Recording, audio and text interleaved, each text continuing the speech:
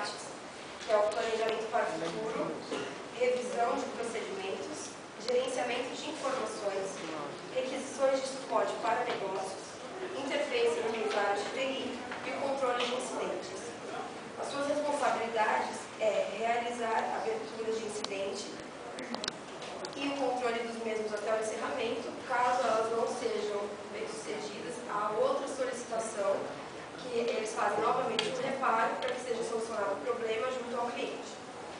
E, basicamente, seu benefício é solicitar e facilitar a comunicação entre clientes da área de TI e as organizações. Eu vou passar para você. Bom, pessoal, uma breve conclusão do que é o White. Ele veio para suprir as necessidades de TI praticamente assim, de acordo com o que cada empresa possui. Nem todas as empresas utilizam 100% dessas boas práticas, mas, resumindo o que cada um dos meus amigos falaram, as boas práticas são atividades ou processos que são utilizados ou realizados dentro de uma empresa.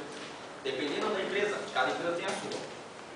Estratégia de serviços são políticas, objetivos, metas. Gerenciamento do serviço são conjuntos de capacidades especializadas para provar valores aos clientes em forma de serviço. Como seria isso? Eu vou mostrar o meu serviço para o cliente para mostrar o meu valor, a necessidade. Se eu estou cumprindo de acordo com as boas práticas que foi acordado com ele. Transição de operação, no caso do Service Transition e o Service Operation. É implementar uma estratégia. São as estratégias ou implementações que são efetuadas dentro de uma empresa de TI, na área de TI. Serviço.